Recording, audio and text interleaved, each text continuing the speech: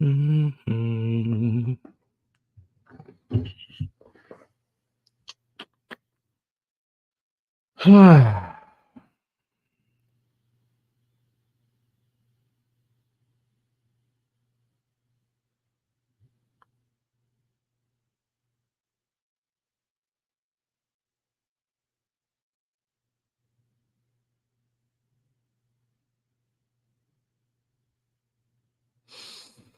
Mm-hmm.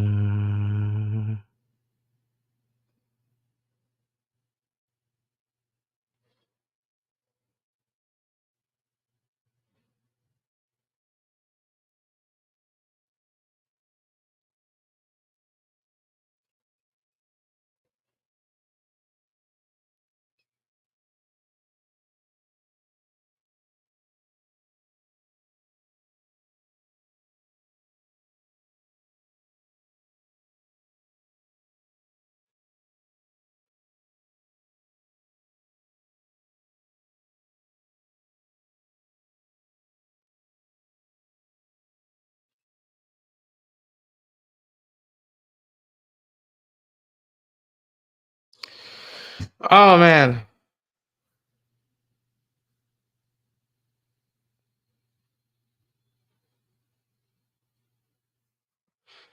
Sorry guys. Just make this and seeing what's happening. Uh, is there like music I could play? I know they have like copyright free music or something. All right.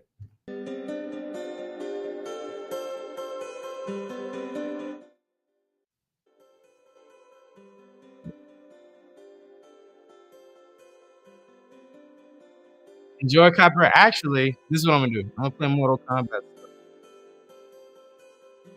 See?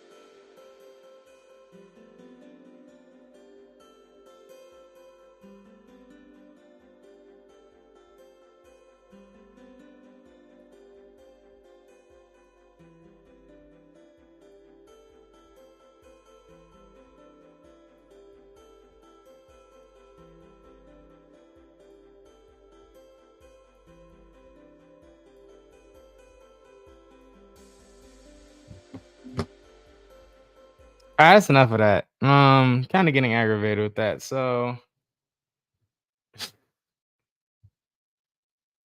I'm sure like nobody's watching this right now, so because he's not here yet. But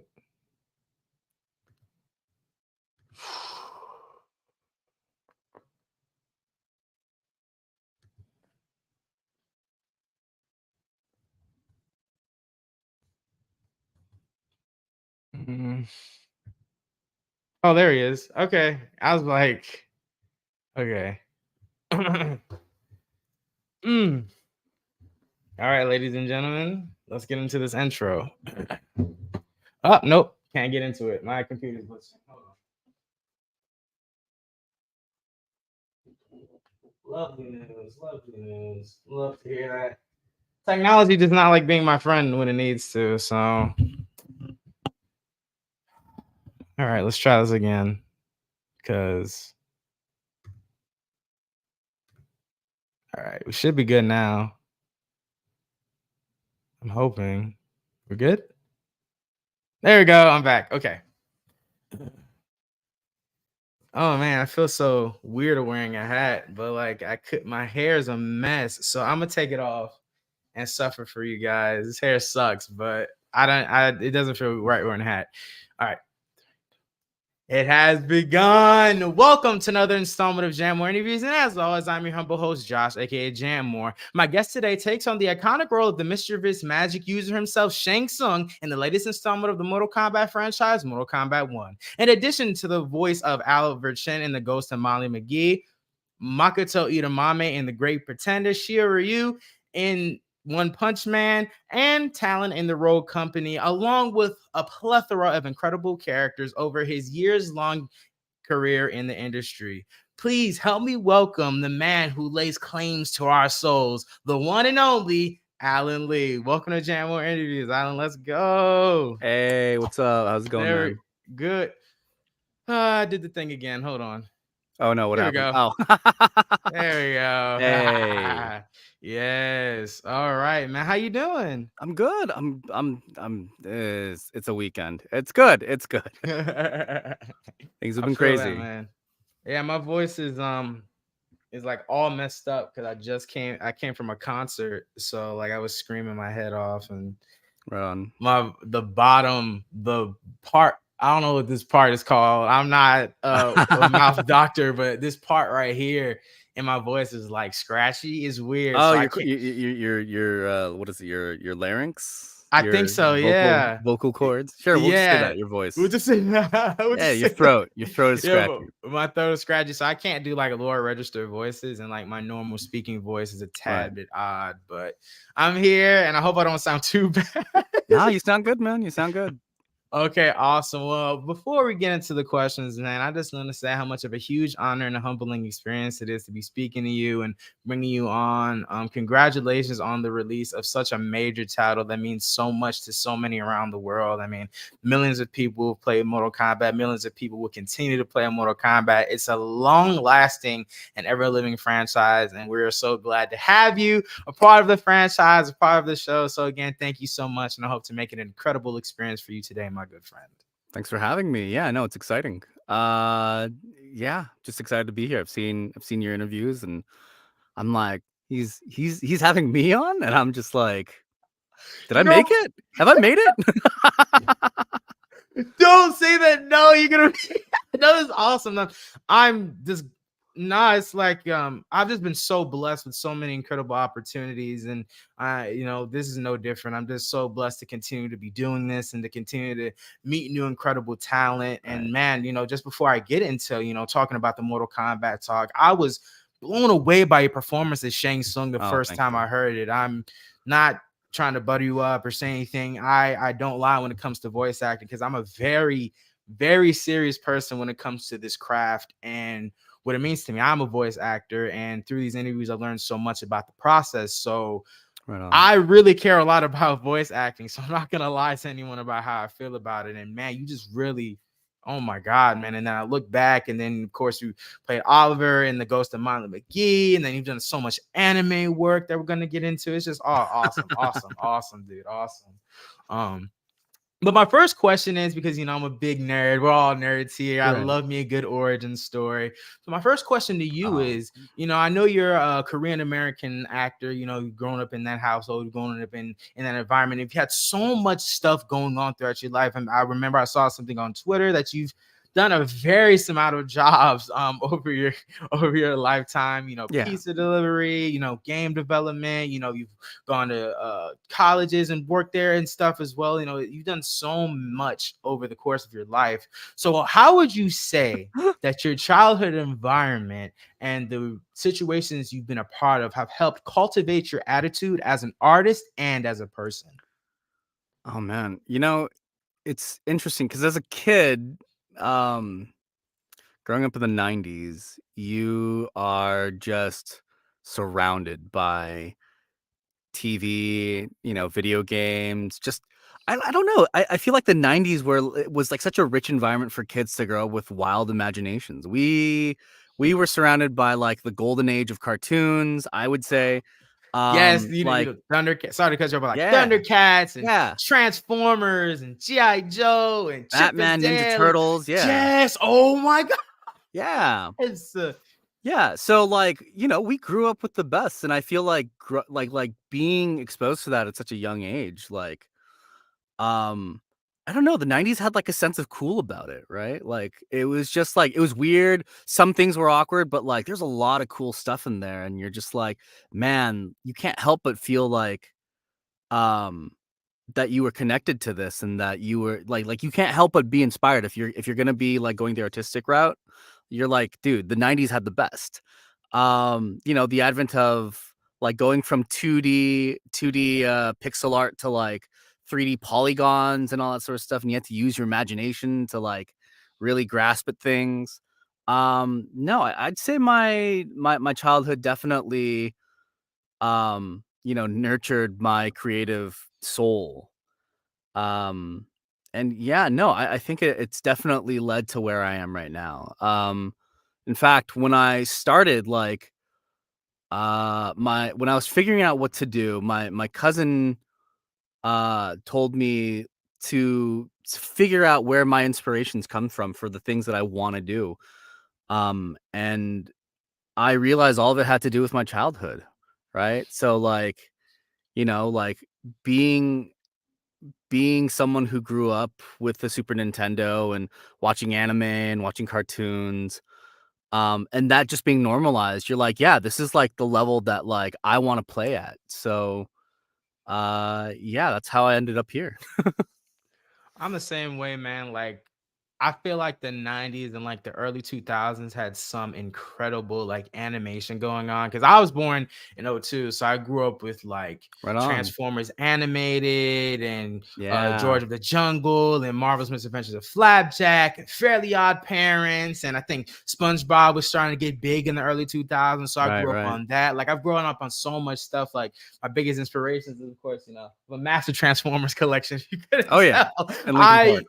Yes, yeah, had to be side by Yeah, side, yeah, of yeah. course. But like when I saw the first Transformers movie, like I would just go do impressions for like all the robots. I did Mhm. the worst Optimus Prime you've ever heard in your life, but as a kid, I just wanted to go for it because I was just so impressed by all the creative and artistic stuff going on around me. Like, I grew up on like so many classic video games and stuff, and I'm no different. I've been inspired by all that stuff, and of course, our parents. Our parents are a great little booster for us as Right, well. right. And it's a really incredible thing how you could look back and be like, oh yeah, yeah, it's like, yeah, like how you've taken from everything, and it's a really incredible thing. I know Yeah. you talked about how your brother helped you inspire you to kind of take the first leaps into voice acting, right? Yes, that is true. He my brother did. So he inadvertently got me on my path because when I was younger, he rented the movie. Like this was like right after he like graduated college, he like came back home. Super cool to have him back. And he started off at like we lived in San Jose, so like it was like Silicon Valley. So he ended up getting a job at like some dead end tech job, some startup company. And he would just come back home miserable. And even though I was excited to see him and hang out with him, he would just be playing computer games. And like I saw him like just sort of slowly get his soul crushed. And then one day, like I kept that in mind, but like we were renting movies and he rented Office Space from Blockbuster. And we watched it and I was traumatized because like I don't know if you've seen Office Space, but like, it's like a dark comedy about like 90s like dead end job, like office culture and all that sort of stuff. But I thought that was real. And so I was like, oh shit, like that thing's real. Like my brother's going through it. Like that's how it's gonna be. You're gonna want to you're just gonna want to burn the whole place down. And that scared me, and I was super young. I was, like, 9 or 10 or something like that, and I was like, "Okay, I gotta, like, figure out what I wanna do." So, like, for, like, 6, 7 years, like, chased everything that I could. I was like, "Okay, like, while I'm a teenager, I gotta figure out what I wanna do in life. Otherwise, I'm gonna end up, like, going to college, being locked down to some degree that I don't want, ending up at a job that's gonna crush my soul, and I'm just gonna be stuck there until I retire, and then it's too late to do anything." So, like, I tried several things. I tried going into writing. I tried, like, video game development or, like, like, art. I tried a number of things, and by the time I was going into my senior year, I had no clue. I was like, I can't figure it out. I don't know what to do." And so I went to my cousin who I talked about, and he was like, "Oh, figure out, like, where all these extra common threads come from, and then, like, find something else through that common thread." And I realized that it all came from my childhood. Like just being in this again, this ecosystem and world full of like TV, bright colors, video games. And I was like, okay, so how about that? How about like something that has to do with that? So what was the most fun you had as a kid? And I was like, oh, playing pretend. Duh. Everyone played pretend. And so I was like, okay, how about you try that? And so I was fortunate enough to live 40 minutes away from a voiceover conservatory. I don't know if there's many of those in the world, but like went to a voiceover conservatory, and I was like, okay, um, I'm gonna do this from now on. Like, this is what I'm gonna do. So I like from the first moment I stepped in front of the podium and they had us do like some practice copy, I was like, all right, this is it. This is exactly what I'm gonna do for the rest of my life. So I've been pursuing it since. And we get to hear, and it's history, right? Absolutely, my friend. I mean, voice acting is, like I said, I've come to grow of an appreciation of this craft through doing these. Like I'm like you, like I started really getting into voice acting and learning about the craft during my senior year. Funny enough, like it's like I really started because that's when I started my interviews was in 2020, lockdown. We're all in the house trying to Right. figure out things to do. And that's how, this platform came to be, and it's changed so much from its original intention. Don't want to go too long on a tangent from there, but I've just learned to be a voice actor through doing these interviews, and I just love the craft so much. And Right. curious for you, what does voice acting mean to you, and what's the coolest part about this job for you? Voice acting for me is like the ultimate expression of freedom, I'd say. That was deep. Yeah, no, seriously though, like Yes. cuz it's getting paid to do what you did as a child that you did so effortlessly cuz you were just unabashedly unashamed to like make believe and go with your imagination. Um it for me like it ties in everything that I love to like like a sort of medium of expression and like connecting with other people and in the same time feeling really cool about it. So no, I it's weird, it's become sort of like a pseudo religious experience for me. Like for me, and I would say this about a lot of other actors too, even if they don't agree, like they don't agree upon the wording about this, but like I feel like when you're an actor, you become an acolyte of the humanities. And like if you trace back the origins of performance and theater and all that sort of stuff, it goes back to religious rituals. Um and you becoming sort of a medium for the gods, or for like the supernatural to speak through you, right? You put on a mask and you become this character. And in the same sense, I feel like my journey has made me more like my journey into acting has made me more spiritual in a sense. And like the whole process of it on a personal level to like even um like performing in the studio or in my booth or whatever has become sort of a quasi sort of pseudo religious uh ritual for myself. Incredible. Yeah.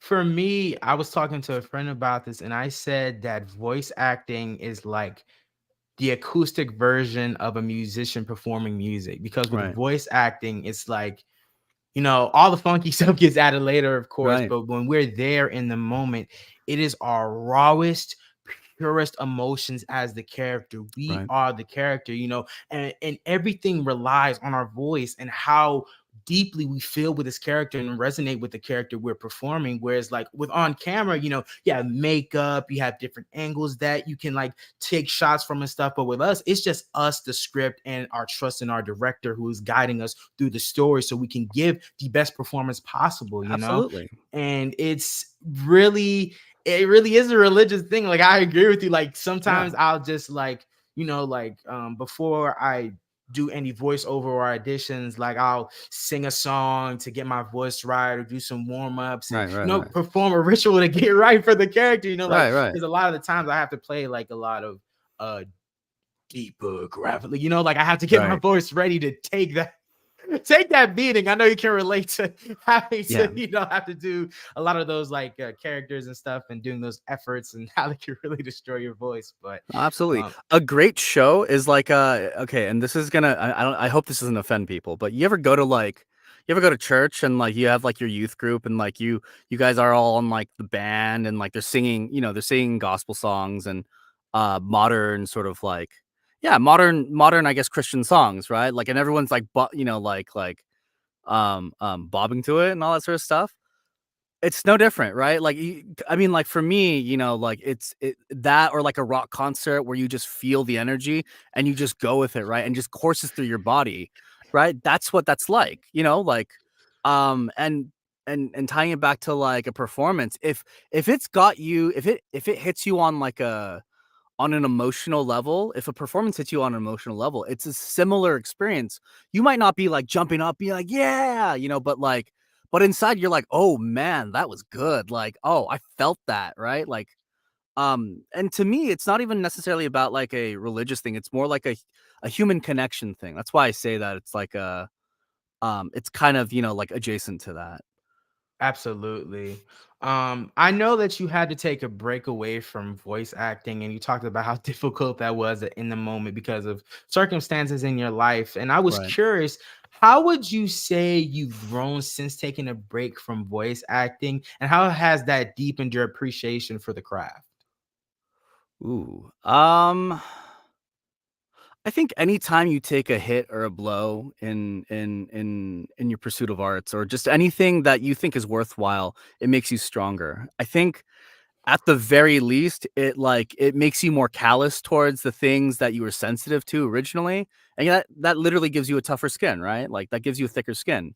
Um, so it helped me grapple with failure, like because like I didn't realize the ship was sinking until it already fully sunk, and like yeah, part of it is like being younger and being like no, I'm not gonna give up, and you're gonna have that cavalier attitude until you die on that hill. But like when it's over, you realize like how crushed you were and how your actions sort of like um were a result of you being afraid of something, and that fear for me was fear of failure, of feeling, like feel like you want something so bad, but it's just never in your reach. And I realized through that experience of needing to step away that failure is a part of the journey, and like it's not the opposite to success. It's it's the thing that literally makes you stronger. Right? If you want like an anime reference, it's like in Dragon Ball Z where like if Goku or Vegeta or whoever like is like near death and they take, and then they recover from that, they're like suddenly super stronger, right? It's like that. So for me, it made me realize like, okay, like yes, I can fail, but I also can bounce back from failure and I come back stronger. So whenever I have a failure in life throughout my journey, I look forward to making I look forward to that actually, like, the next time I fail because 1, I can handle it a lot better, and 2, I know, when something happens like that, it just makes me a stronger person, um, and I love that sensation. I love the sensation of, you finally being able to, stand up on your own 2 feet and face the world. But going to your second part of the second part of your question, um, it it made me realize and appreciate, um, the privilege that I had to even be on this journey.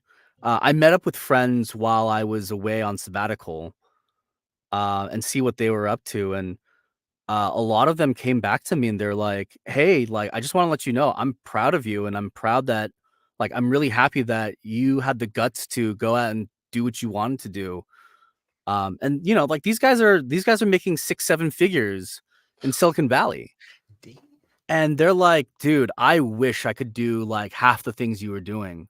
Like, you look like you're enjoying your life to the fullest, even if you aren't right now, literally at this moment, but, like, you look so happy doing it, and I wish I could have that, and, like, that's how I knew, like, I chose the right path.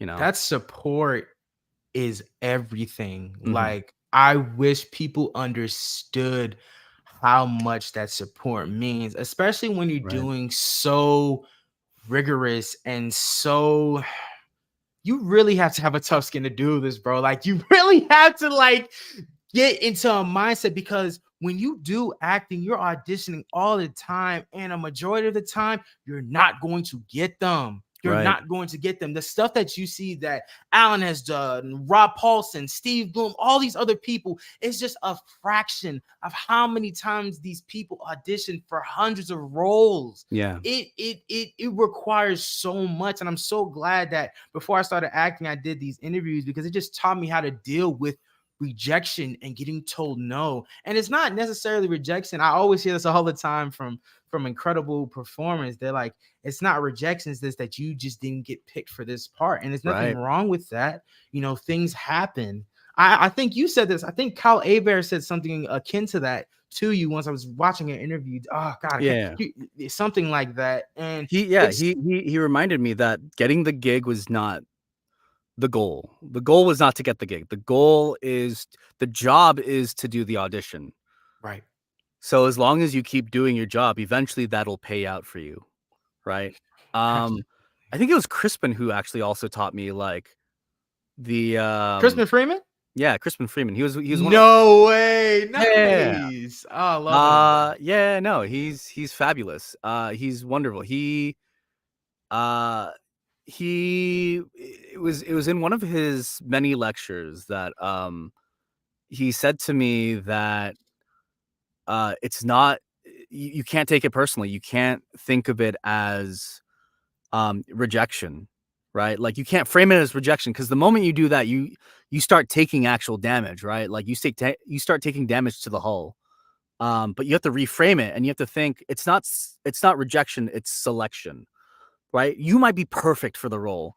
There might be like you might be one of 10 people who are like literally perfect for the role, but at the end of it all, they can only select one person, right? And you Absolutely. may be that person sometimes, you may not. And it has nothing to do with whether or not you were good enough. It's you probably were, right? It's just they had to make a choice and this one person had one thing that some person arbitrarily liked and that's how they got the role. Um Absolutely. so yeah, you can't take it personally. I think talking about tough skin, I think the thing that helped me most was realizing that it's not about how much like it's not about how much like direct hits you can take, right? It's about reframing your perspective so that you take less damage overall.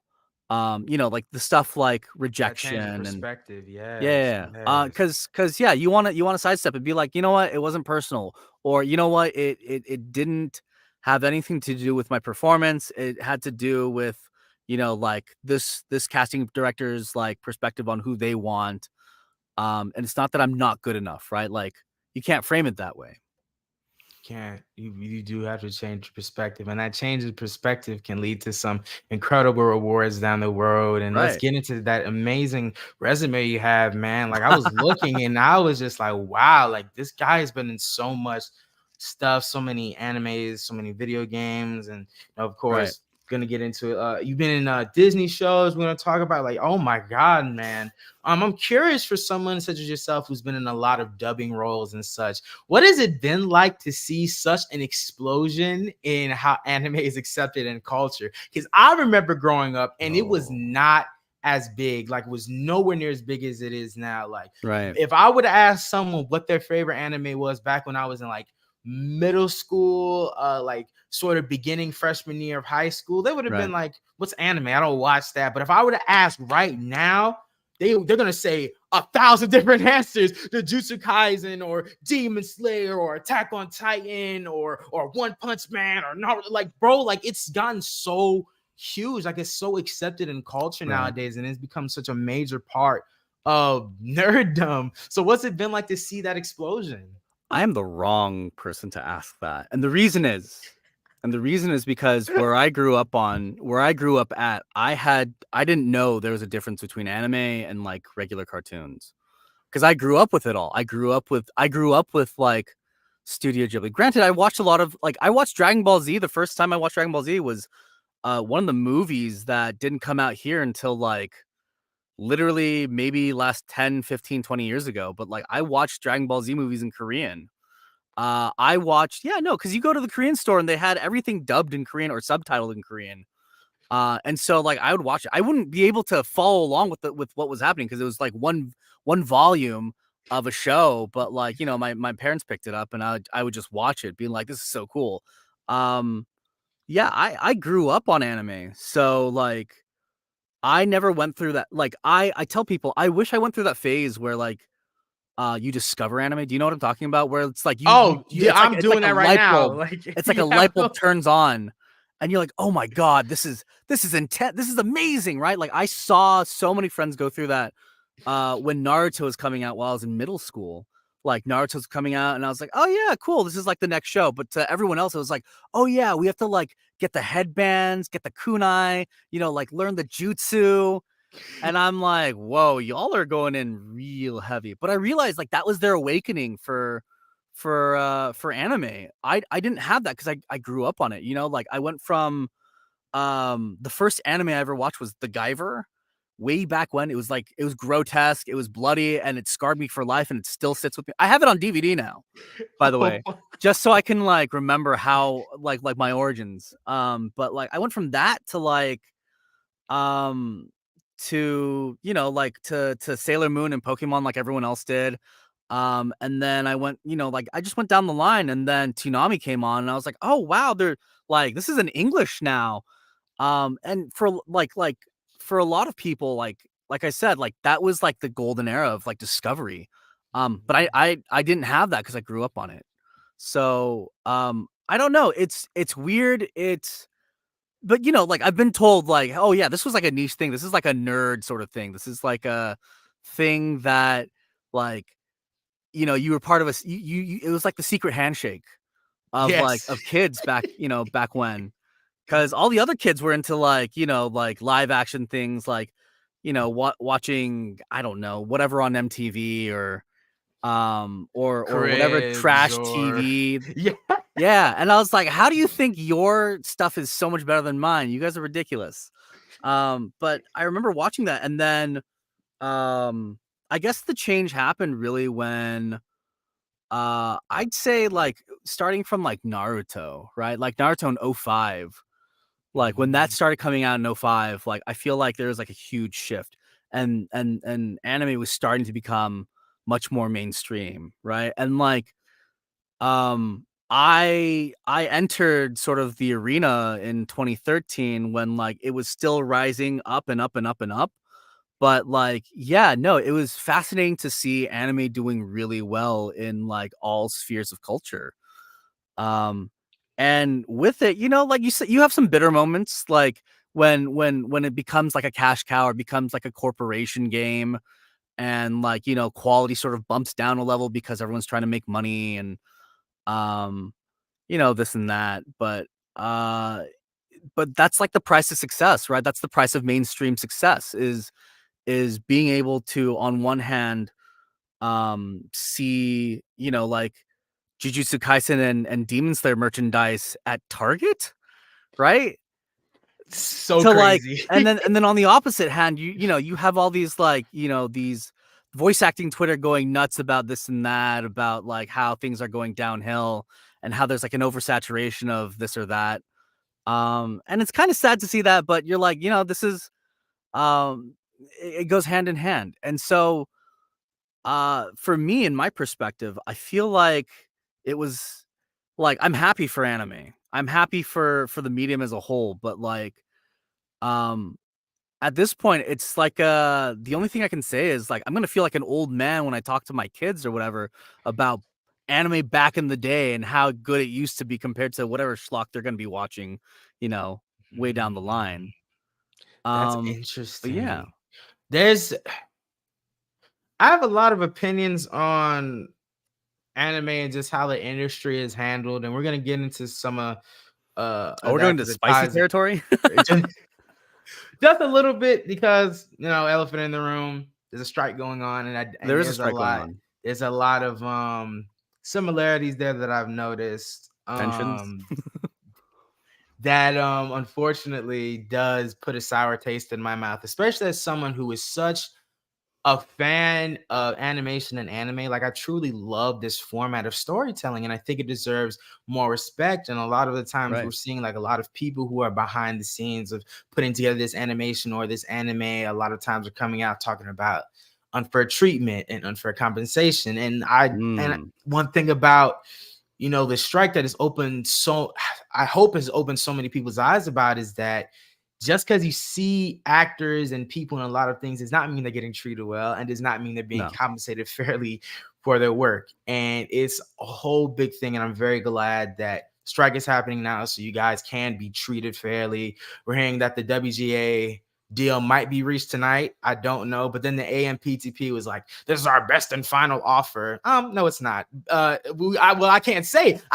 Because I'm not the WGA. That is up to the WGA if that is the best Right. offer. You cannot do that. That is not the AMPTP's. If it's not in the best interest of the writers, that's not the best offer you guys have. Right. And newsflash, it won't be the final offer you have, because if you think you're going to get away with just creating AI generated work, what actor would work on that? I Mhm. highly doubt you're going to get a SAG actor to work on that project No. if it's AI generated. So come Unless on, be it's for real. right, unless they were duped into taking it because they weren't told, they weren't privy to the details. Right. No. And it's a whole thing.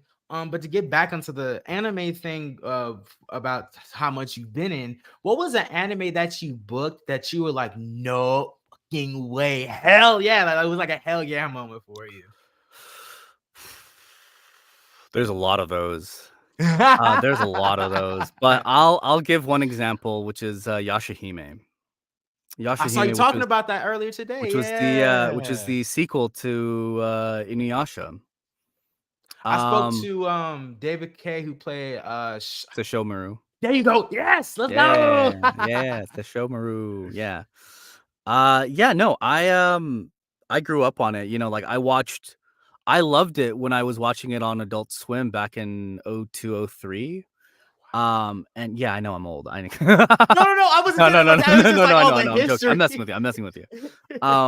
But I watched it and, like, I think at first, watching it when you're a kid, watching it, you're just taking it on, it's such a cool story, but I think as a kid, you latch onto the character that, like, you're closest to, in terms of, like, similarity or age or whatever it is, right? Like, you latch onto your character, um, and for me, it started off as Shippo, and then I realized down the line Sango became my favorite character.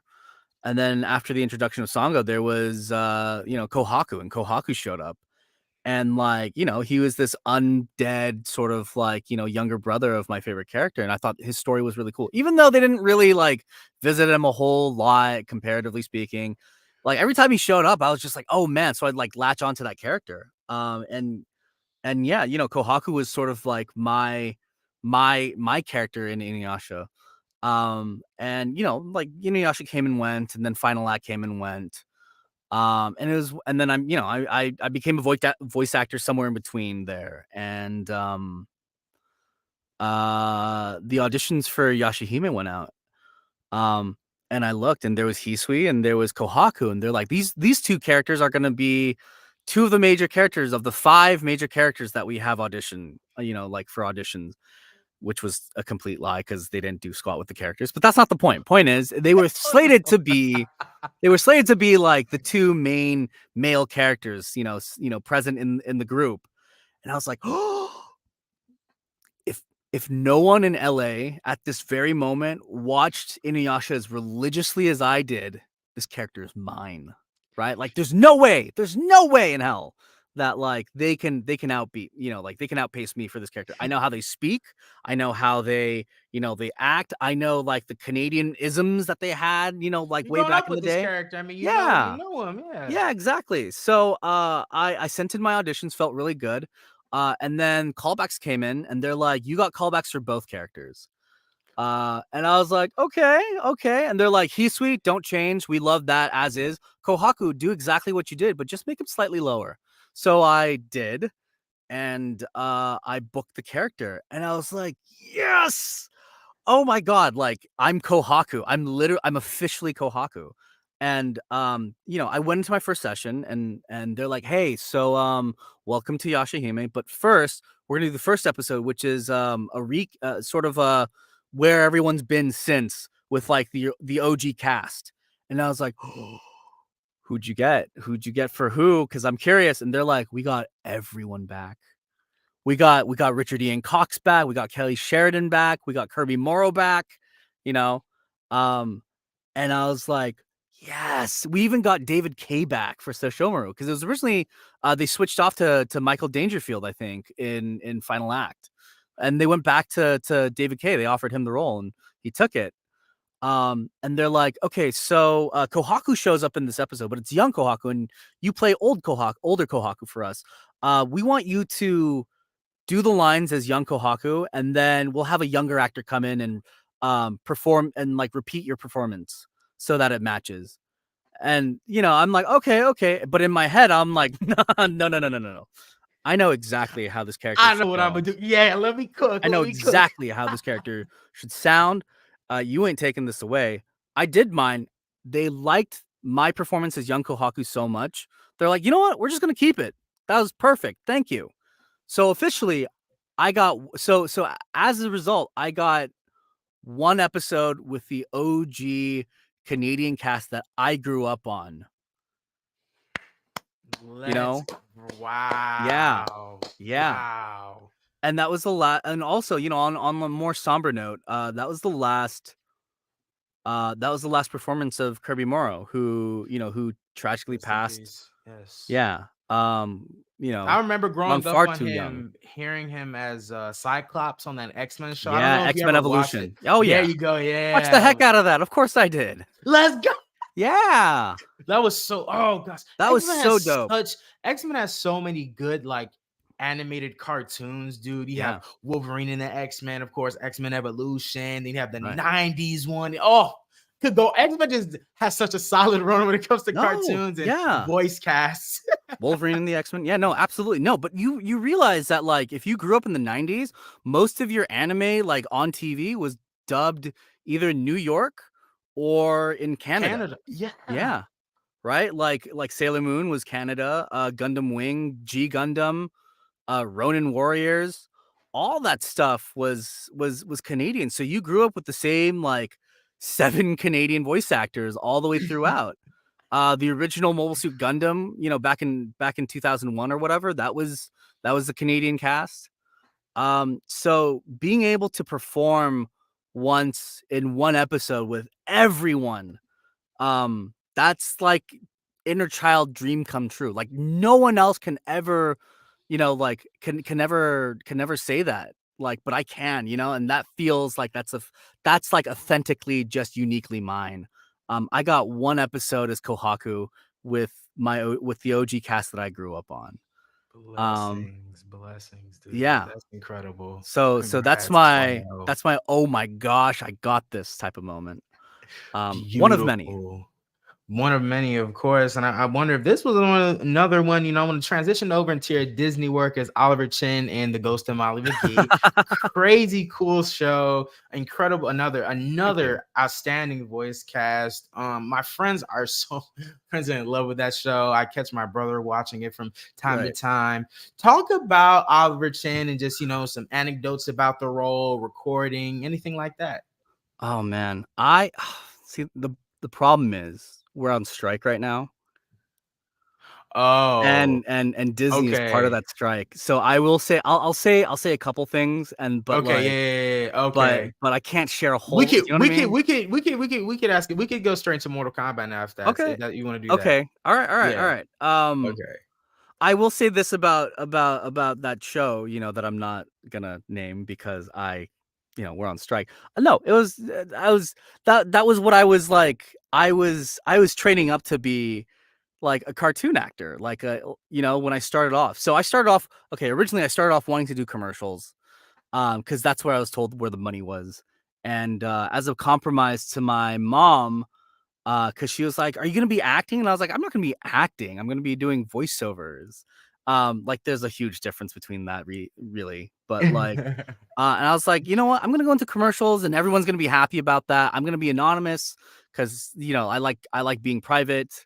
I've changed my thoughts on that since, but like I originally wanted to be in commercials so I can be private, I can make money, I can, scratch that itch of performance. It was perfect. And then the That commercial reminds strike me. happened. Oh, Yeah. And then I switched gears and I was like, okay, how about character work? And I took a class with Bob Bergen, who's the voice of Porky Pig, yo, of yes, many things. And after taking yes. his class, I was convinced to get into animation. He's like, "You got the goods. Like, you should be out there. Like, you should pursue this seriously." And so I did. I started pursuing that. And I studied character.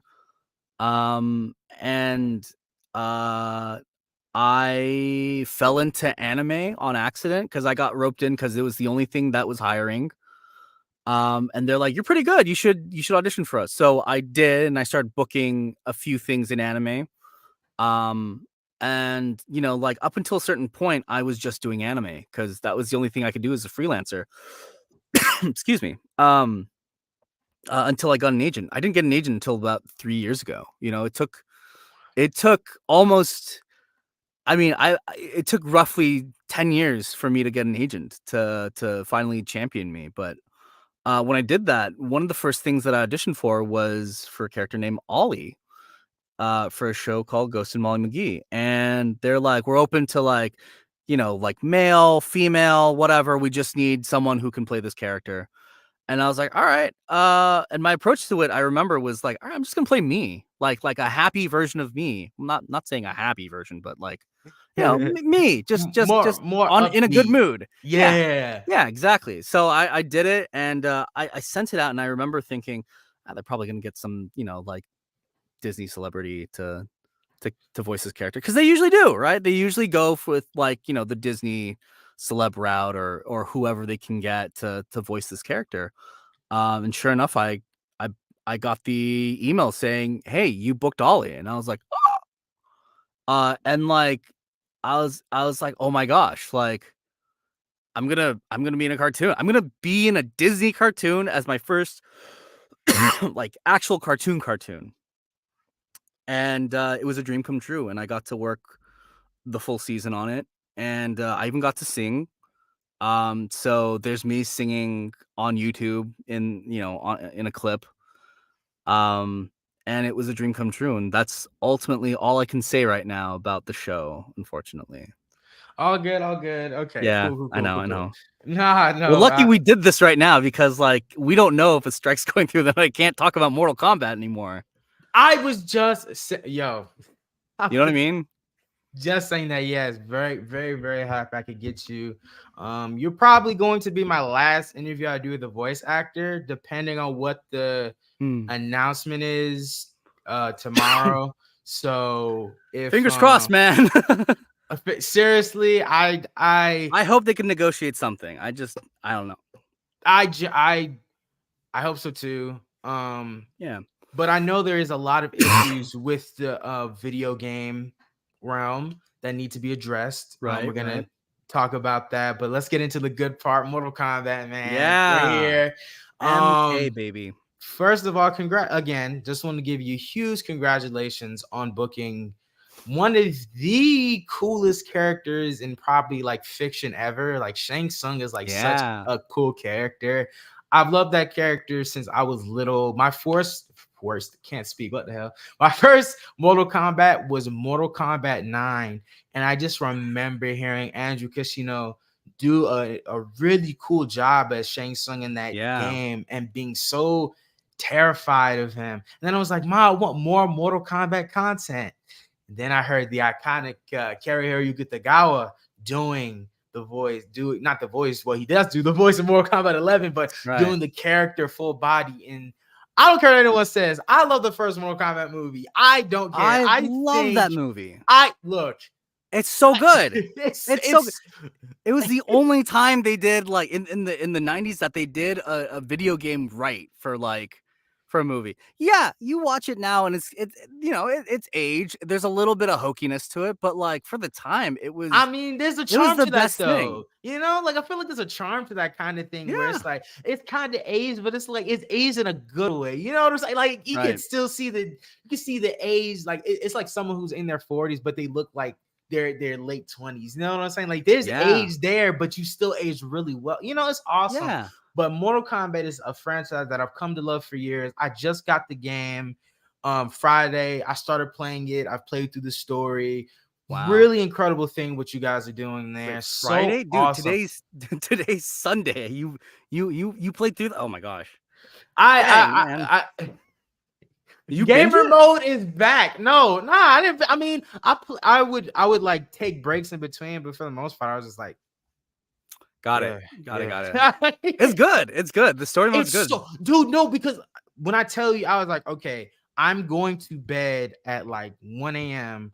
I was just playing, I was playing the story till like 4 a.m. Went to bed at like 4:30. And then I woke up because I was just so into the narrative that they're telling.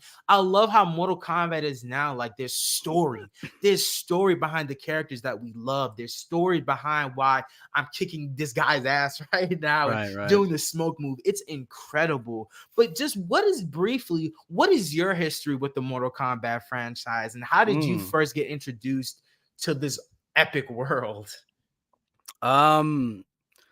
I played Mortal Kombat. The first memory I have of Mortal Kombat was playing it on the Super Nintendo way back. I played Mortal Kombat 2, and like I thought Kung Lao and Reptile were the coolest characters.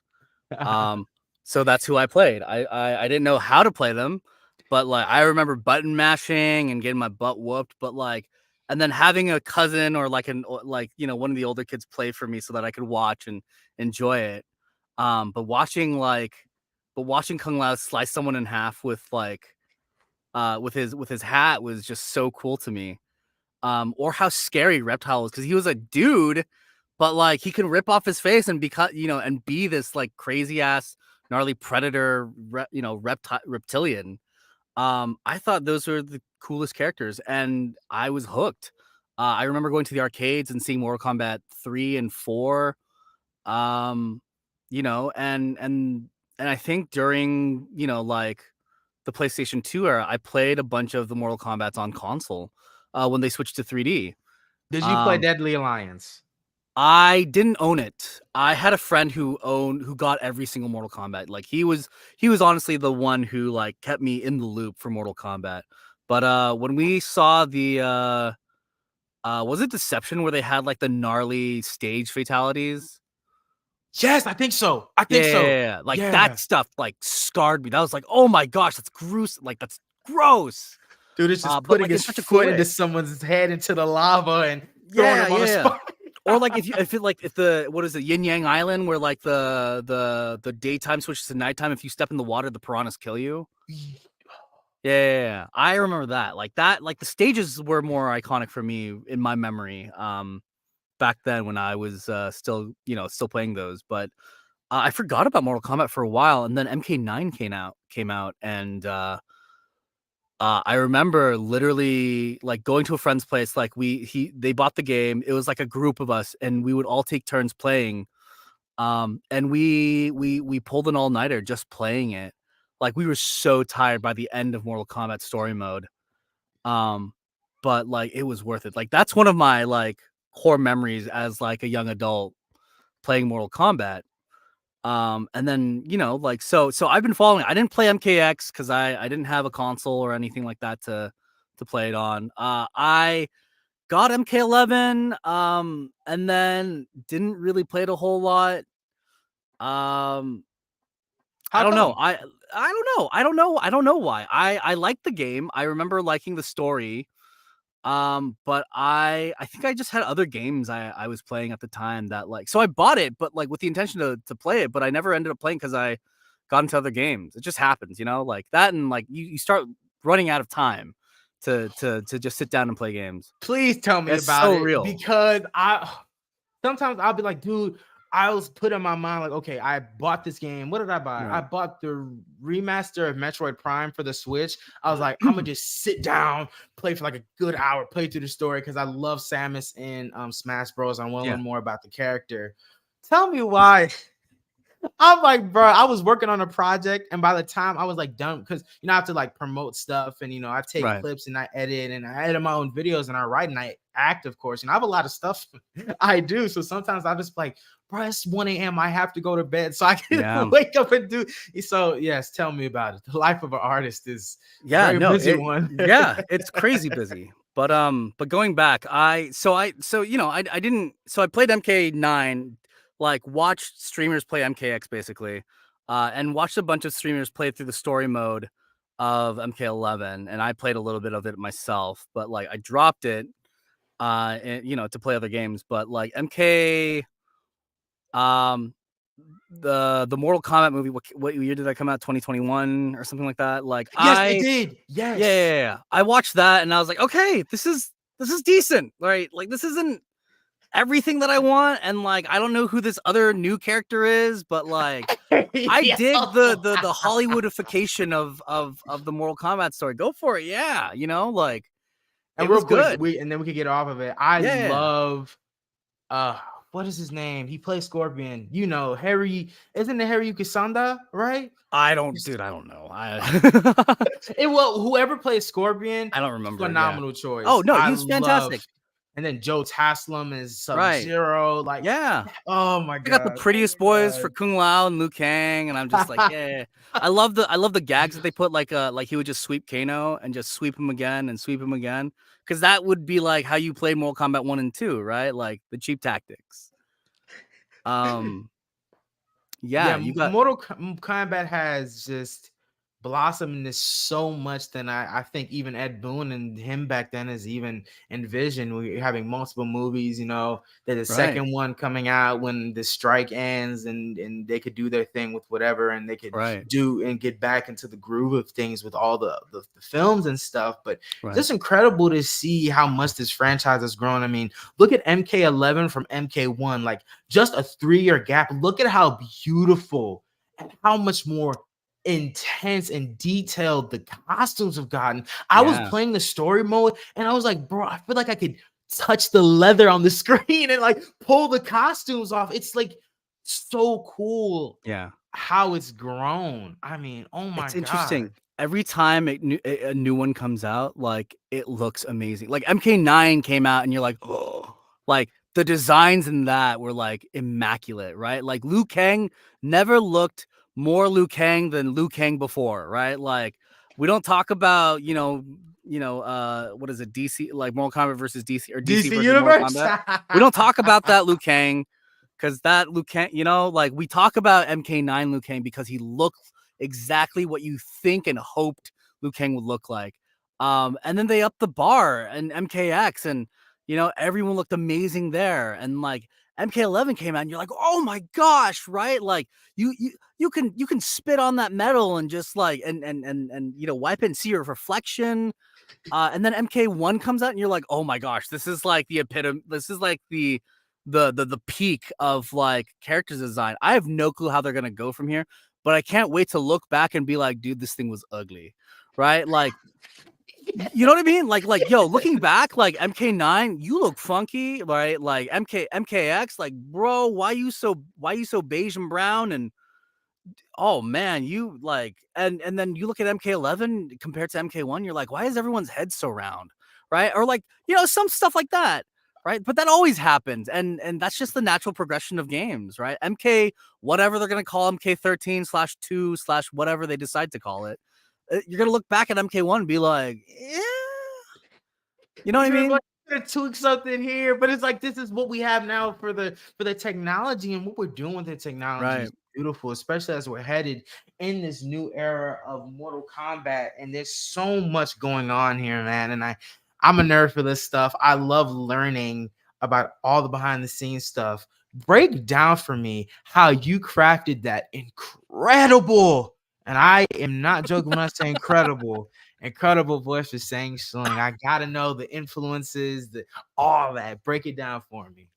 Um, Well, I don't remember because I don't have it in front of me anymore. But I remember the audition. It had nothing like the it was all in code names. It was like oh man, I even forgot the code name title, but like it was something, and they had a K somewhere in there. And all of the characters had like code names as well. And I was like, what on earth is this? And then like suddenly, like I was just reading through the scripts and I was like taking pieces of each script and being like, wait a sec, hold on here. Right. Cause I saw tournament, martial arts, K, and then I saw like I think like deceptive, something like that. And I was like, hold on here. This is Mortal Kombat. Oh my god, this is Mortal Kombat. Right? Like I had that epiphany, and the deceptive one, whatever, was I was like, this is Shang Tsung, right? There's no way this is not Shang Tsung. This is either Shang Tsung or Quan Chi, and I'm boned if I do my Shang Tsung voice for Quan Chi. But like no, I was like, no, there's no way. This is definitely it. And I remember one of the lines being, like that first initial intro part where he's talking to the crowd, being like, I have the cure all for, for everything. It has Margovia Amazing scene, by the nectar, way. and Yes, amazing and scene. I was like, and I definitely probably said like Patreon flowers, even though it was something else. Patreon flowers. But like I was like, okay, like this is the character, and I was like, and I watched Mortal Kombat the movie when I was like super young, and that character stuck with me. Nothing like I don't remember a whole lot about MK like in from 1995 other than Kerry Tagawa's Shang Tsung and Robin Shao's like Liu Kang. That's all I remember, right? Cuz it's been 20, 30, almost 30 years. Um, but I remember his cadence and like him going fatality, right? And then like and all that sort of stuff. And I was like, all right, well, using my actor brain, I was like, okay, what would I do? And he had just come out for MK11. I was like, there's no beating that. But like I really so there's no beating that because it's Carrie, right? It's Carrie in the video game. You can't beat that. But when I approached it, I realized I'm not trying to beat that. I can't. There's no point because that's not who I am, right? That's part of my childhood memory, and like that'll always be number one to me, right? But that's not about it when you approach it as an actor. And as an actor, you're like, okay, how can I make this mine? Right? Like what are my experiences with this character, and like what stuck with me over the years, and like what do I want to bring to it? And I think it was like, well, I mean, like I can kind of do a Carrie voice, right? I know his inflection, right? Like he has a certain pattern to his inflection. And I was like, all right, I can do that. And I was thinking, oh, okay, this will also be like part mad scientist or salesman, or someone, who's like, what are you buying? And he has like his trinkets and stuff like that. He's like, I have a kitten for you, like so. Um, and I was just thinking, like, he's beaten down on his luck, and he hates the literal god who screwed him over. So, how would you be if you were like that? And like that's how I came up with the character.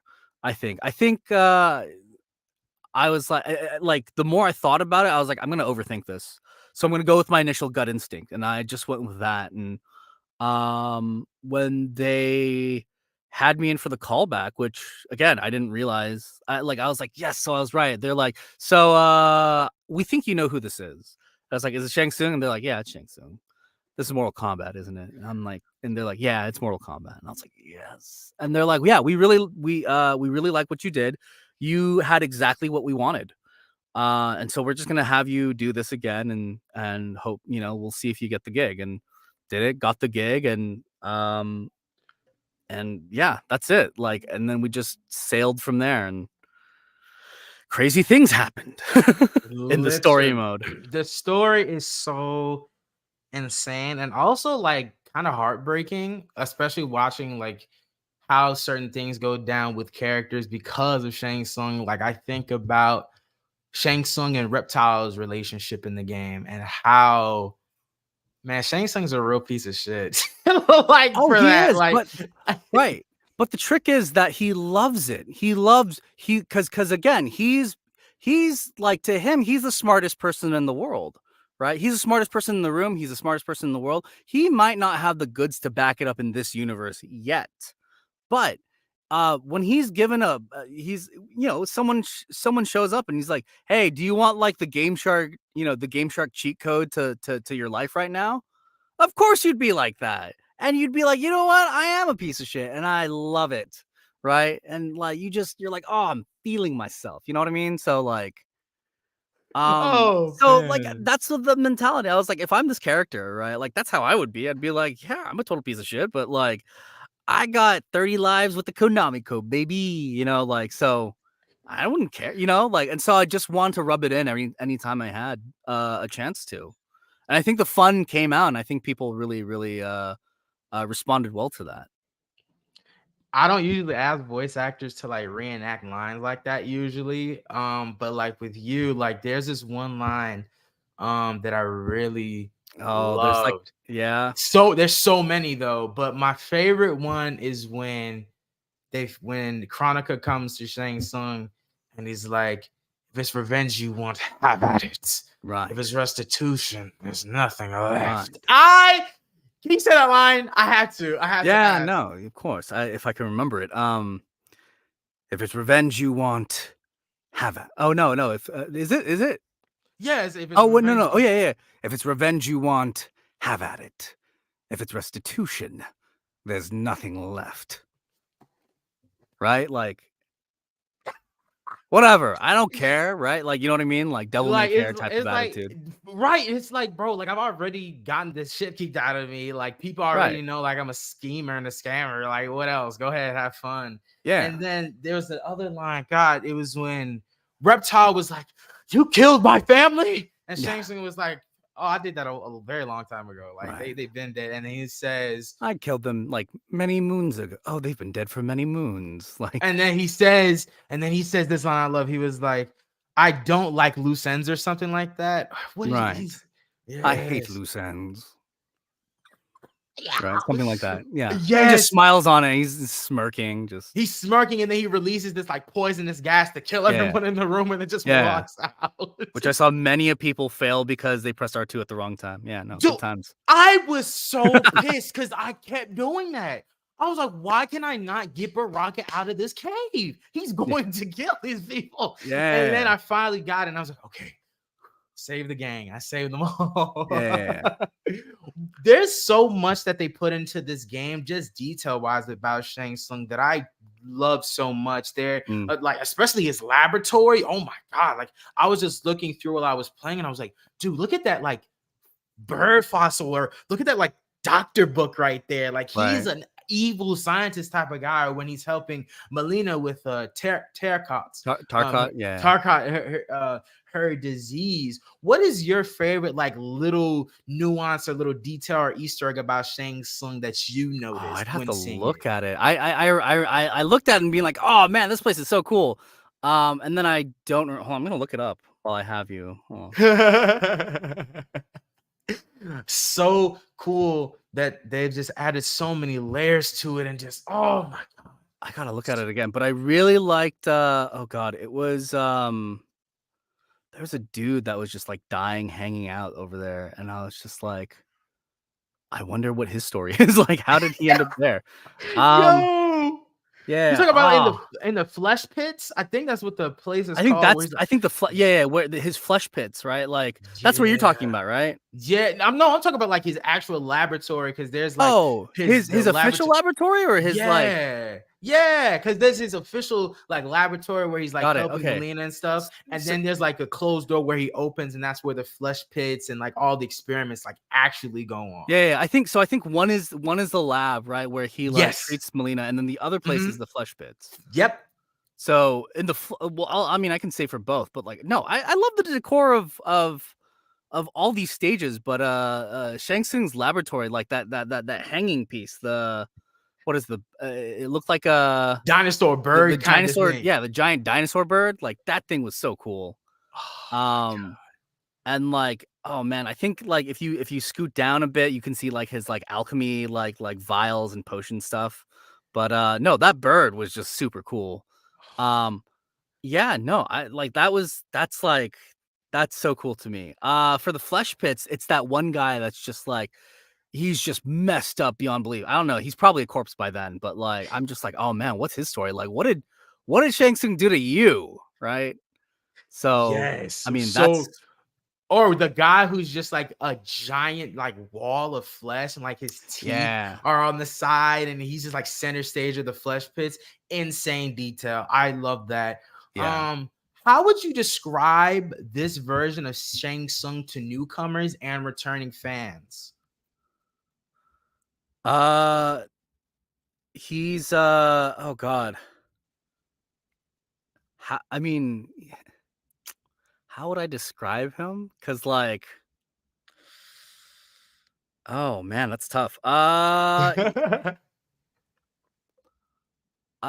mean, he's a madman with he's a oh god, I want to say like he's like a madman with Pandora's box, like or like a mixed with like a a child with the keys to Candyland, right? Like you don't know what you're in for, Yeah, like he's now just got all these abilities due to Chronica, and now like the right? world is basically his to Yeah. do whatever with. And there's so much cool stuff that they did here, especially bringing back Shang Oh Tsung and Quan. Yeah. yeah, no, I was gonna say he's a madman with a game shark. That's what he is, right? Like I love that they did the Deadly Alliance thing where they brought Quan Chi and Shang yeah. Tsung back together. Ah, I loved that was I when I saw it, because again, I only got to record whatever I recorded, and I didn't get to see anything in between. But like when I saw it all, like in the game, like they were doing Deadly Alliance, they were doing they did that whole thing with like Quan Chi, Shang Tsung, and Raiden. Um, I was like, oh, that's deception. And like then they did the Armageddon like pyramid thing. I was like, oh, this is just like harkening back to all the crazy stuff. Um, I was super dude. happy. Like again, I didn't own any of those games, but like looking like they were still part of my memories, from a certain era. And so seeing that represented and shown love was like it felt special. Absolutely. I was Yeah. looking back on everything. I was like, dude, there's no way. Because I remember playing like Deadly Lions, Deception, Armageddon. Right. Armageddon has to be my favorite just because of how many characters you can play in that game. Like you Yeah. have like everyone from Mortal Kombat in that game. That's probably my personal favorite, just how massive the roster is. But just seeing them just this is really a celebration. I think a lot of people tend to forget, but Mortal Kombat like celebrates like what, like 30 years of the franchise being around this year. Mm-hmm. This Something like this that. Yeah. this is a love letter to all of us who have grown up with Mortal Kombat. Like Mm-hmm. this is a love letter to this franchise and a love letter to the lore. It's phenomenal what they've done here and how they just do their best to tie everything up and just be like, hey guys, you remember this? And it's like, oh my god, I remember fighting on the temple and all this, and it's awesome. It's awesome. Yeah. And especially with the whole timelines thing that they're opening up now, like there's Right. infinite possibilities going on Yeah. here. I think there always was, and like when they went down the path of like time travel and like multiple timelines and all that sort of stuff, I was like I'm just like, oh man, like what would I do if I were like in charge of the scenarios? And I how like in again, spoiler, but the game's out, so sorry. But like So no, back. you saw the other his Liu Kang's other friend Titans, right? Like come out, and you have that tragic moment of Liu Kang and Katana like finally reuniting after eons, and all that sort of stuff. But like I would love to see like games where they like they were the Titan, and like the games about them, Katana Titan, or like Titan Kung Lao, or Titan like whatever, and their universes and how those go. Heck, I'd read a comic book about it. Like I'm just so curious as to how they fare and what interesting challenges and problems they have. But like Absolutely. yeah, no, like I'm excited to see where they go with like the continued story after this. Because you're right, there are infinite possibilities, but only one of them gets to don the crown, the name MK2 or MK 13, 12, 13. Yeah, there we go. There's so many. I don't blame you, my guy. Yo, Um, I thought when they said MK1, like I was like, oh man, it's smart right here. I'm gonna put in the because I'll show you what like I thought it was in the private chat, but like I thought MK1, like you see it like that, right? But I thought it was like, oh, this is the hold on. second time it's MK1, so that's why it's 1, 2. And I thought that's why it was 12, like this is the second time they're going Oh, back to the beginning. But I realized that was wrong because oh, MK9 was that, but like, yeah. That's why I thought I was like, "Oh, that's oh. brilliant. They're going back to MK1 because it's 1 again." Right? So 1, 2. But I don't know. That was just my crackpot theory. There's so many theories we could have out there, and I'm curious what your take and opinion on this is. So some fans in the MK community Mhm. are big fans of the Shang Tsung character, and some of them have taken on the idea that Shang Tsung in this video game is a queer character, or is queer coded, or is a part is that. And I was wondering, do you have that same view on that, or did you play it like that, or how do you view that theory on that? Okay, well to address it, I myself am not queer. Um I'm just I'm just cis male. So, no, I like that's the thing about like fan theories. You go at it. If you wanna feel like he's queer, go say it. I don't care. Like, I don't own the character. You guys as like, I get to play the character, right? But I share the role with, like, other actors, and, like, if you wanna, like, deep delve into that and say that he's potentially queer in this timeline or just, in general, like, I don't know, go for it. Say it. I can't dispute it, right? Like, yes, I think he's just sassy. And I didn't even intend to make him sad. It just came out that way, and then they just add him like, doing this stuff and right, like yeah, no, he's just walking around being like, well, what if it was like this? And no, but I think fandoms are fun and they're funny. And as long as no one gets hurt, who cares, right? Like, have fun. Um, Absolutely. is he? I don't know. I mean, like, I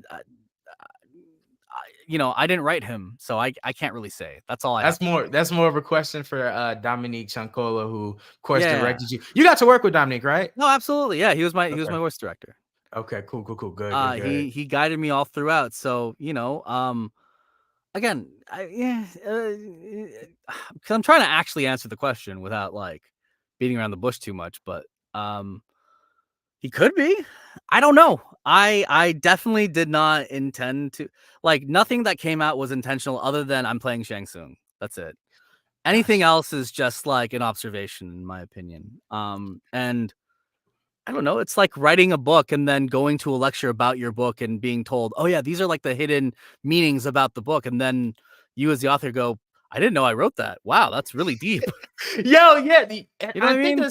that's a beautiful thing about art. I was listening to, I don't know if you're like into like heavy metal or rock music or anything like that, but the lead singer of Avenged Sevenfold, M Shadows, or Matt, was talking about how like once he's done with the art, it's not necessarily his anymore. Mhm. Like it's it's yours, and how it affects your life and how Yeah. you view it. And I think that's what's so cool about art, is that there can be multiple different meanings and interpretations of the work, and it doesn't have to necessarily be right or wrong. You know what I'm saying? Like it Yeah. could be It's ours, it could be how it affects us and how it makes us feel and how it makes us feel represented in this world, right. and that's why I love being an artist and creating, because it's That's just like, right. what can you guys see in it? You know what I'm Right. saying? Maybe I was thinking of something and you saw it a different way, and I'd be like, I'll take that. Yeah, Yeah, yeah, yeah. that's how I meant to write it. Thanks. Right, right, right, right. Yeah, no, So I think that's awesome. I think that's great too. I think, art being subjective like that is one of the reasons why we all love art because like we see it sort of we reflect upon it, you know?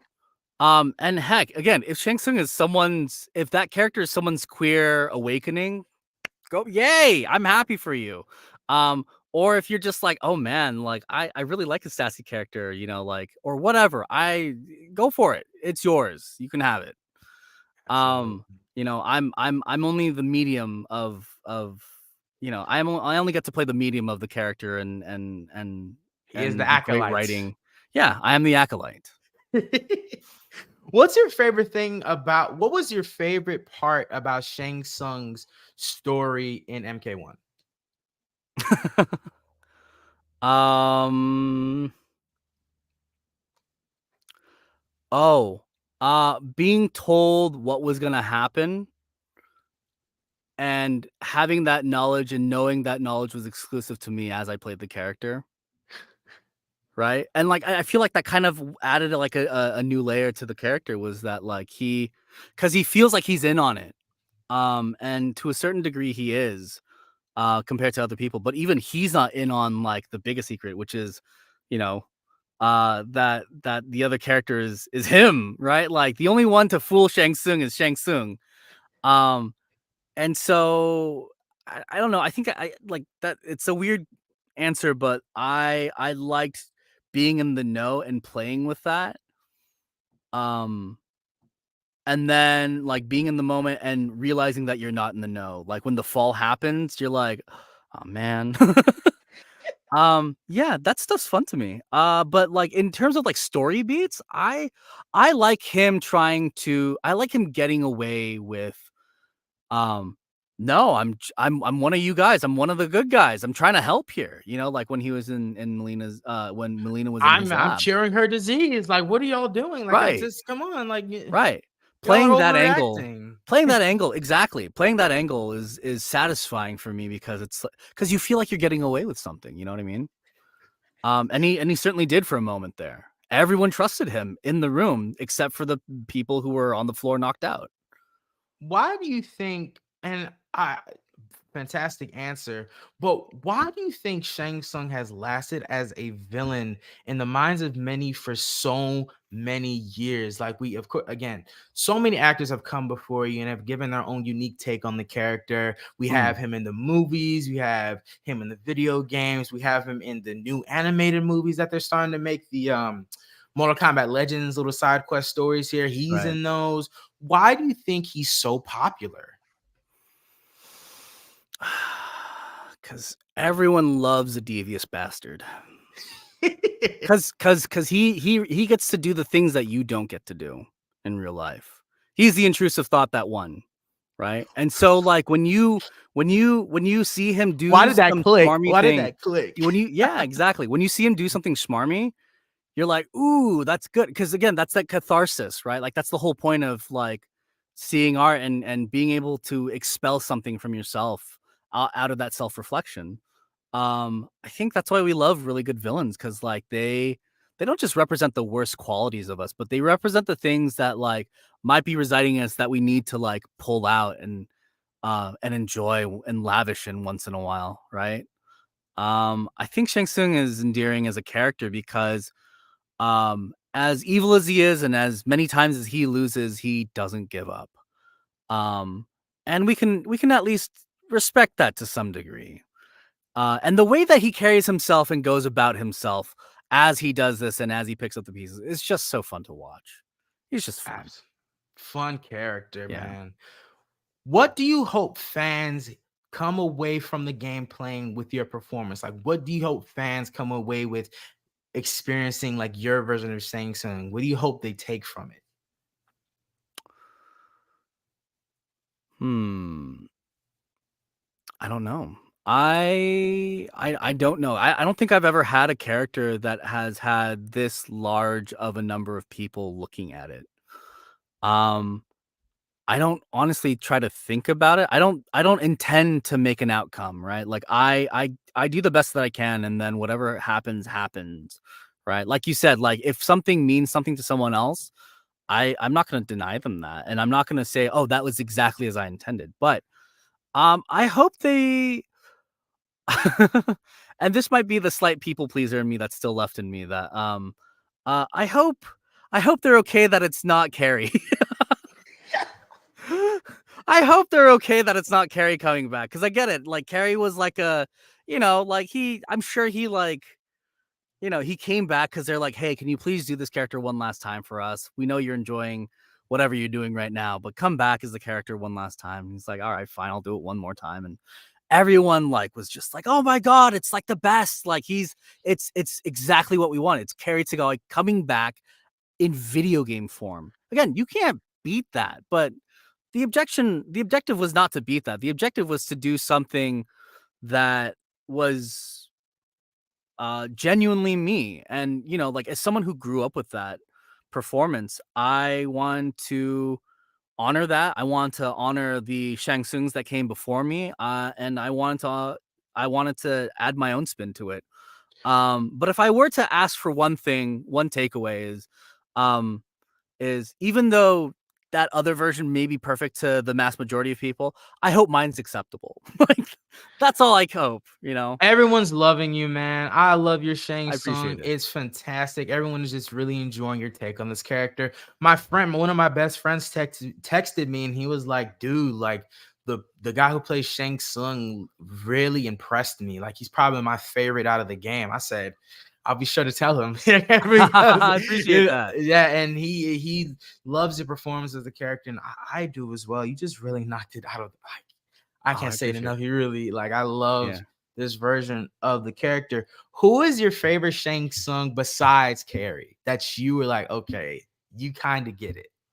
Oh, I like all of them. Like I watched the Jim Cummings version growing up. I watched the live action version with Carrie obviously. And I don't know the actor who played him in the newest one, but I'm talking about the one from Mortal Kombat. I think it was Conquest, the live action like show that had the great Kung Lao and his adventures and Shang Tsung was there. I really liked his version. Um oh gosh, I'm faltering on names, but yeah, no, I love them all, but yeah, no, you know what? Just as like a fun, interesting answer, the guy from Conquest, like the real first live action version outside of Kerry Tagawa. Yeah, he's great, but Shang Tsung as a phenomenal character is gonna last forever. And of course, it's fun. It's always fun to talk about games and entertainment with you guys. But want to get into a more serious, somber topic. Of course, we're talking about the strikes. I'm just Uh, curious, as an artist, how do you feel just witnessing the level of greed and just uncare that so many companies are showing for you guys as artists? it sucks. Well, duh, it sucks. I mean, like, well, okay, so it's complicated, right? Because um, because the people that I'm involved with, I love working with, and I love the opportunities that they've given me, and I love the things that I love everything. I love every part of this machine that I'm a part of. Um, it's I don't know. It's like it's like is this sort of like what happens when you have like sort of the quote unquote late stage capitalism where it's like you just end up cutting everything, and so you end up you start out getting, or you end up getting too big and you start self cannibalizing, right? Like you just eat your own tail and you just go back because you can only get so big, and the only thing big enough to feed you is yourself. So Just like you just end up killing yourself that way. And it's tragic, and I feel like and I don't like getting too political about things, but I will say that like it is, I don't know. I just wish people would do some basic math and be like, look, there are actors will get maybe a few thousand from whatever gigs that they're in, right? And we're not talking about celebrities. We're talking about like everyday actors, right? Like myself. And the cast of like the things I'm involved with. We're just trying to survive, and we're just trying to make sure that we can have, like, we're asking for the minimum, right? We're trying to be good enough to be like, hey, look, we're not asking for too much. We just want enough. And enough, we mean literally enough. Not enough to you, but enough to us, where like we can live comfortably and continue pursuing our art and continue doing this thing that we love without needing to worry about where are we going to get our next meal, what are we going to do for the next paycheck. um, and the fact that they're going so aggressively, like they're pushing so aggressively towards a place where like this is like um it's now becoming like hostile territory of like where AI potentially can replace us, just so that they can save a few, some money that it won't even be a percent of a percent for them, but like it's a huge chunk for us. And I'm like, why do we need that? Heck, even if you raised our rates double, like, would you really know the math and see that it's only a percent of what you make anyway? Right? Like, we're not asking for much. They make billions. I feel like no one understands what $1 billion looks like in actuality. Matt Right? Yang So, King broke this down to me, and he said, if you were to blink 24/7 for an entire year, right, he was like, you would have a million blinks.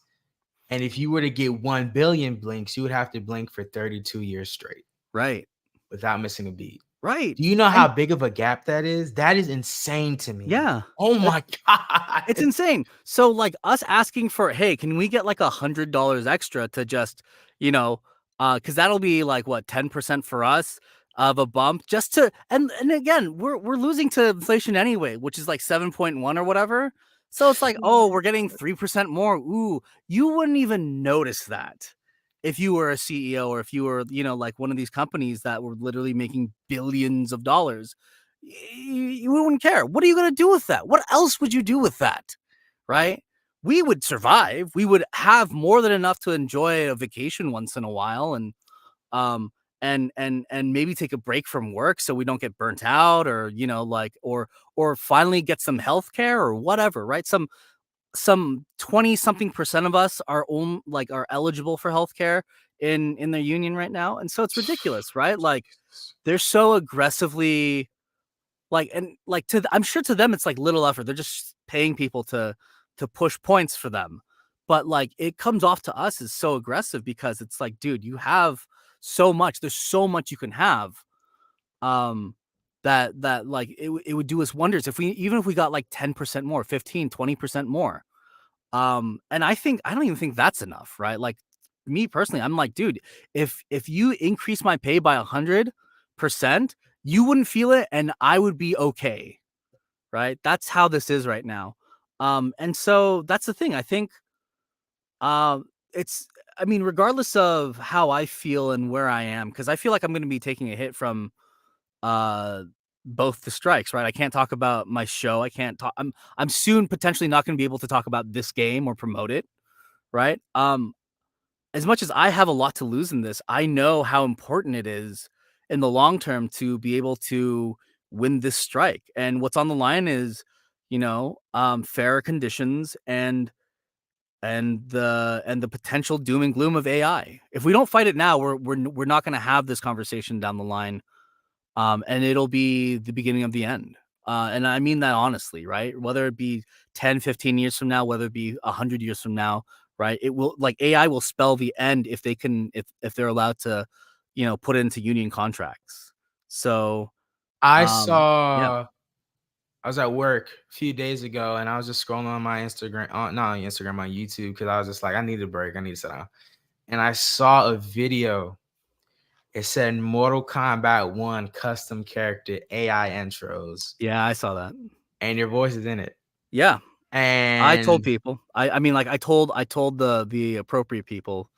So if they do something about it, because I can't do anything about it. Like, even if you report, what are you gonna say? Like, it's because it's not my copyright, right? I don't own the game. I can report it and all that sort of stuff, but I have to just tell people. And that's the thing, is that, like, it shows me that it's already out there.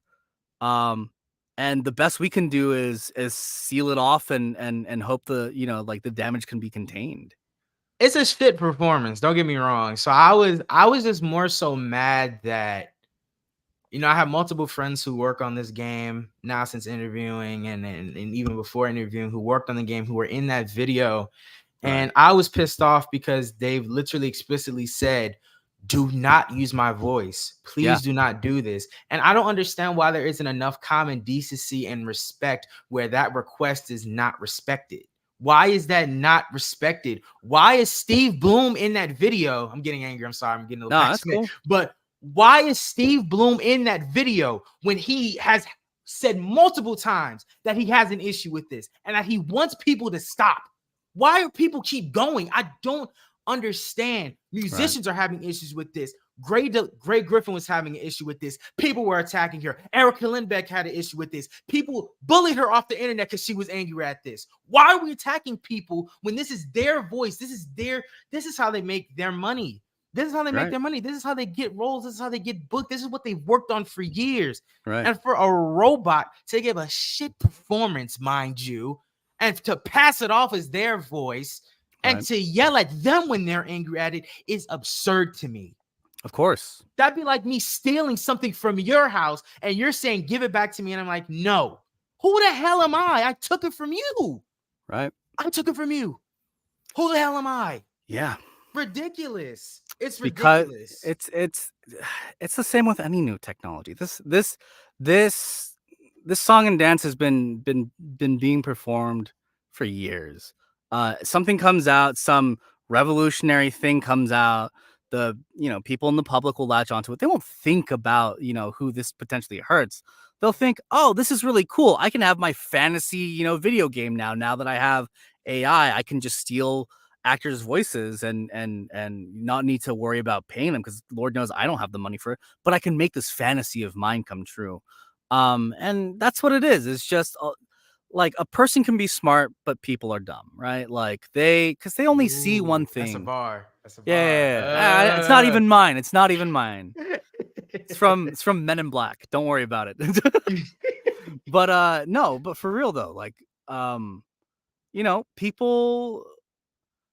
are ignorant, and like the only thing we can do as actors outside of being on the defensive and saying please stop is like is ask people to spread awareness, right, about this. Yo man, this is not cool. This is not like something that um it doesn't, it hurts the arts, And I don't mean right. to cut into what you're saying, but I also hate this whole argument where it's like, oh, I didn't know. I didn't know. What do you mean you didn't know? So you just thought it was okay to take someone's intellectual property and their voice without consent, right? You thought that was okay. What do you mean? And I kind of, because when Gray Griffin got attacked because her Right. voice was used for like a Scooby Doo, I don't know if you saw this for the Right, no, I Scooby saw, I Doo saw. thing. Yeah, the guy was like, oh, I didn't know. I didn't have money for it. Well, guess what? I don't have money enough to create my short films that I want to. But you know what? I'm going to still do it anyway. I'm going to do it the right way because I Right. have enough common decency and respect for actors and the arts to do it the right way. Right. I don't have as much as I love doing these interviews, I don't get paid for doing this. You know what I'm saying? I'm doing this because I love it. I Right. love doing this. I love speaking to people. I have a passion for this. I've grown so much in my journey doing this. You know what I'm saying? It's like, Right. I Right. don't get this whole mindset where it's like, oh, I didn't know. Why are you mad at me? What the? Right. Yeah. So Yeah. here's the thing. And I will give them the benefit of the doubt and say, okay, you didn't know, right? It's not a sin to not know. Right. Of course. Right. But it is a sin to continue doing it after you do realize and know. Right? It's okay not to know your mistake, but it's not okay to continue making that mistake. And if you wanna rectify it, get rid of it, right? If you wanna again, I'm sure this point's been said and made across the pond several times at this point, but, find people online who would do it for you, right? Like, if, the whole Scooby Doo thing. There's plenty of people who can do impressions and they're good at it, and they'll work with your budget, right? Like, you don't have to screw someone over so that you can get like you can get your slice of happiness. We don't have to do that to each other. Um, yeah, no, so it's not appreciated. And I don't know. I mean, like when I heard that, and this isn't the first time that it's happened to me. Really? What was Yeah. the first time? What was the Uh, other time? Probably Ollie. What? Someone made some like heinous, not not okay things to say using my character's voice, Are you? and we got that No. it's okay. We got that account suspended, so that's not the Okay. point. Okay. So, but like that's the thing is that like this is why AI is dangerous, right? Because if anyone has it and anyone can just use it, like it can it'll be disastrous. And I don't think people realize that until it comes for them, right?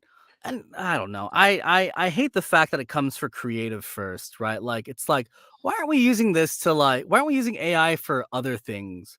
Right? Like AI will stop being um a good thing or like a potential thing when it goes after the CEOs or like the shareholders or like, um like or the programmers who program AI, right? It's like AI will program AI and, or whatever, right? Like it's not until we hit that mark where it'll like the problem will go away.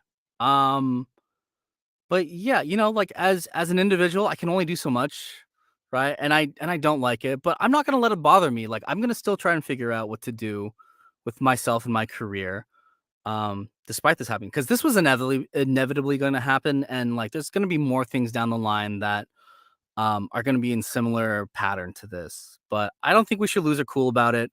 I think we should spread awareness about it and um, just remember to remember to to downvote anything that has AI in it and show them that we don't like it because it's let's be honest, it's crap. Most, if not all of it, is crap. Like I think someone like actually read something that was written by AI and it was utter trash. They had a full video game made with characters that was voiced entirely by AI. It was crap, right? Yes. Like Yes. like and even if you can't tell the difference between like even if there are people who can't tell the difference between like real performers versus AI, there are plenty who do, right? And you can tell when AI is being used. I just wish people would stop using AI to cut corners in productions cuz like you're they don't realize that if this section of the industry crumbles, they're not going to have anything to base their AI upon anyway, and it's just gonna self cannibalize again, like I said. So like, I don't know. I just wish someone would do the math of okay, we're making this much money, and the actors and the writers and the creatives are asking for this much money. Is that even a percent of a percent? No. Okay, we can just give it. We wouldn't notice anyway. You wouldn't notice the money being gone. And I So think that's that's my the thing. big thing that pisses me off and a lot of people off is that they wouldn't notice. It is a drip in a It's tiny, a drip in a tiny bucket. Yeah. that's in the ocean. Like you wouldn't even notice it. But want to close off here with a fun section I like to do in my interviews called Weird and Wacky, where you have 1 minute to answer a series of weird and random questions. The Okay. current record is 15 questions answered in 1 minute. Do you think you could beat it? No. Hey man, at least No. Let's try it anyway. all right. I'm gonna start the timer in 3, 2, 1. Favorite movie growing up? Ninja Turtles from 1990. Movie franchise you wish you were a part of? Uh oh man. The Ocean series, Ocean's 11. Actor that inspired you the most growing up? George Clooney. Dumbest thing you've done as a kid? Um uh uh oh, I can't admit that. But let's say I did something and I lied about it and it was the dumbest thing. Least favorite food growing up, but have come around to love as you've gotten older? Coconut. Favorite Mortal Kombat character? Kung Lao. Least favorite video game? Uh, uh, uh Need for Speed. Least last album you listened to? It's K-pop. I don't think you'd know. Ah, zero. We got 8 I questions. told you it's not. It's not. It's all good, but Alan, thank you so much for talking to me. I've had an incredible time talking to you, getting to know you, getting to vent back and forth about the state of the industry. It's been so much fun. You've done an incredible job here. Congratulations on not only getting Shang Tsung, but all the amazing characters I've displayed up here. Here's some much more success, my friend. Thank you so much again. Thank Anything you. you want to plug and promote before we head off? Play Mortal Kombat. Play Mortal Mortal Kombat Kombat. 1 Enjoy out it. now. Let me know how you like it. You know, my Instagram's up there, my Twitter's up there. You know, tweet about it. Go for it. Let me know how much you like the story of MK1 and how you like Shang Tsung. Before I go, can I get a shout out in Shang Tsung's voice? Oh God, what would you like me to say? You guys, everyone What are you gonna asks me ask? this, and I'm like, Right. Shout outs to right. can you just something snarky that he would say about how this interview went?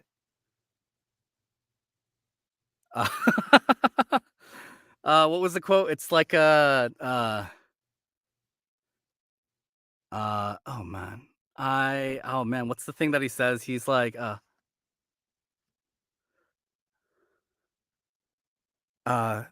the question is the question you should be asking yourself isn't should I listen to this interview? The question you should be asking yourself is can I afford not to? I've peaked. I've peaked. Ladies and gentlemen, the phenomenal Alan Lee. Thank you all so much for joining me. I will see you next time. Do this interview. Go support Alan. Go support me. Play the game. Have fun. Alan, I have a bunch of gifts coming your way just as a sign of appreciation for you speaking with me. I appreciate And it. God bless you. Hope to stay in touch. Don't be a stranger. And again, congratulations on your success. And here's to much more down the line. God bless. Thank you. All right, guys. Peace out. Did this my thing is glitching. My computer is glitching. And